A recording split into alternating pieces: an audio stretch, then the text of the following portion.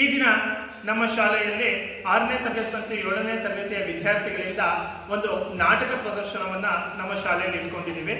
ಮೊದಲನೇ ನಾಟಕ ಡಾಕ್ಟರ್ ಎಚ್.ಎಸ್. ವೆಂಕಟೇಶ್ ಮೂರ್ತಿ ಅವರು ಬರೆದಿರುವಂತಹ ಬಿಲ್ಲಹಬ್ಬ ಎಂಬ ನಾಟಕ. ಈ ನಾಟಕವನ್ನು ನಮ್ಮ ಶಾಲೆಯ 7ನೇ ತರಗತಿಯ ವಿದ್ಯಾರ್ಥಿನಿಯರು ಅಭಿನಯಿಸಲಿದ್ದಾರೆ.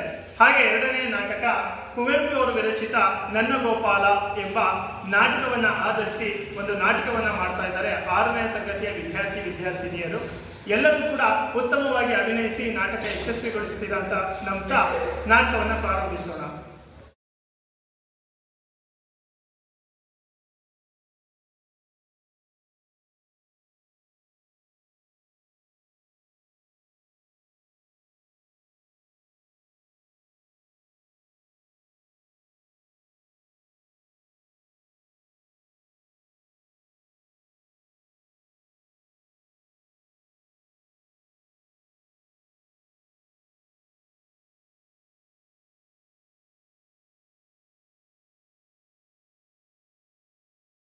ಎಲ್ಲರಿಗೂ ಶುಭೋದಯ.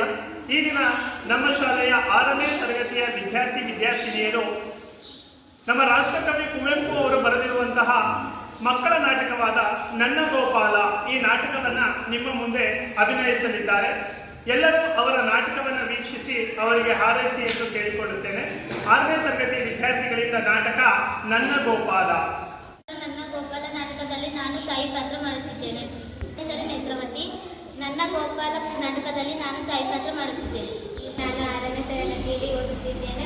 ಕುವೆಂಪು ಅವರು ಬರೆದಿರುವ ನನ್ನ ಗೋಪಾಲ ನಾಟಕದಲ್ಲಿ ನಾನು ಗೋಪಾಲನ ಪಾತ್ರವನ್ನು ಮಾಡುತ್ತೇನೆ.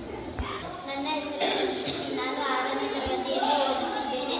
ನಾನು ನನ್ನ ಗೋಪಾಲ ನಾಟಕದಲ್ಲಿ ಬನದ ಗೋಪಾಲ ಆಗಿ ಪಾತ್ರ ಮಾಡುತ್ತಿದ್ದೇನೆ. ನನ್ನ ಹೆಸರು ಸಿಂಚಿನಲ್ಲಿ. ನಾನು 6ನೇ ತರಗತಿಯಲ್ಲಿ ಓದುತ್ತಿದ್ದೇನೆ. ನನ್ನ ಗೋಪಾಲ ನಾಟಕದಲ್ಲಿ ನಾನು ಕಿರು ಪಾತ್ರ ಮಾಡುತ್ತಿದ್ದೇನೆ.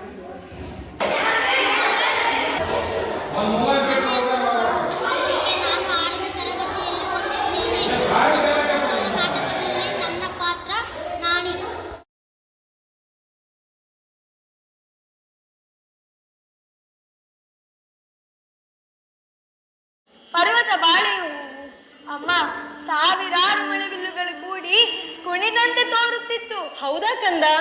ಹಕ್ಕಿಗಳ ಇಂಪಾನ ಗಾನ, ಸೂರ್ಯದೇವನ ಹೊಂಬೆಳಕು, ತಂಗಾಳಿ.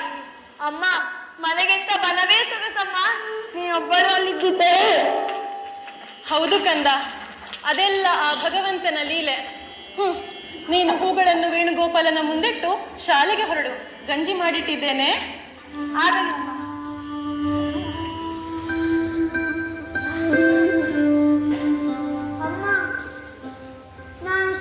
ಬರಬೇಕಾದರೆ ಕಾಡು ದಾಟಿ ಬೆಳೆಯಬೇಕು. ಕತ್ತಲೆ ಹೊತ್ತು ನನಗೊಬ್ಬನಿಗೆ ಹೆದರಿಕೆ ಅಮ್ಮ. ಜೊತೆಗೆ ಯಾರಾದರೂ ಬೇಕು. ನೆರೆಯೂರಿನಿಂದ ಬರುವ ಹುಡುಗರೆಲ್ಲರಿಗೂ ಒಬ್ಬೊಬ್ಬರು. ರಾಮು, ನಾನಿ, ಕಿಟ್ಟಿ, ಮಾಧು ಇವರೆಲ್ಲರಿಗೂ ಒಬ್ಬೊಬ್ಬರು. ನನಗೆ ಮಾತ್ರ ಯಾರು ಇಲ್ಲ. ಅಳಬೇಡ ಕಂದ, ಅಳಬೇಡ ಮಗು. ಅವರೇ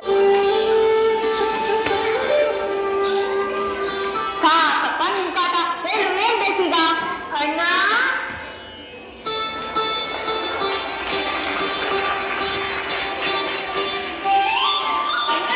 ಈ ಹೂವಿನ ಯಾರು ಕೊಟ್ಟದ್ದು? ನನ್ನಮ್ಮ ಕೊಟ್ಟದ್ದು. ಯಾಕೆ? ಇದೇ ಹೂವಿನ ಹಾರನ ನನ್ನಮ್ಮ ವೇಣುಗೋಪಾಲ ಕೊರಳಿಗೆ ಹಾಕಿದ್ದಾಳೆ. ಈ ನವಿಲ್ಗರಿ ಯಾರು ಕೊಟ್ರ ನಿಂಗೆ? ಅಯ್ಯೋ ದಡ್ಡ, ಈ ಕಾಡಿನಲ್ಲಿ ನವಿಲ್ಗರಿಗೆ ಮರ ಬೇಕಾದಷ್ಟಿದೆ. ಅಣ್ಣ ನಂಗೊಂದು ಕೊಡ್ತೀಯಾ? ಕಣ್ಣು ಎಷ್ಟು ಚೆಲುವಾಗಿದೆ. ಕಮ್ಮ, ಈ ನವಿಲ್ ಗರಿಗಳೆಲ್ಲ ಈ ಕಾಡಿನಲ್ಲಿರೋರಿಗಲ್ದೆ ಮನೇಲಿರೋರಿಗಲ್ಲ. ಹಾಗಾದ್ರೆ ನಾನು ನಿನ್ ಜೊತೆಗೆ ಕಾಡಲ್ಲಿರ್ತೀನಿ. ಸರಿ ಸರಿ, ನಿನ್ ಮಾತು ಕೇಳಿದ್ರೆ ಅಮ್ಮ ನನ್ ಸುಮ್ಮನೆ ಬಿಟ್ಟಾಳೆ. ನೀನು ನನ್ನ ಜೊತೆ ಮನೆಗೆ ಬಂದ್ಬಿಡು. ಆಮೇಲೆ ಇಲ್ಲಿ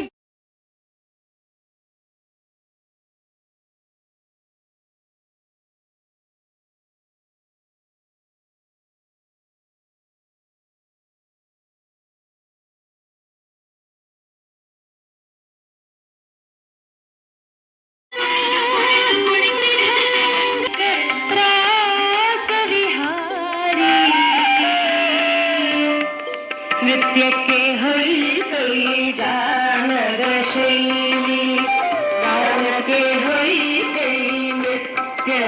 ಕೈ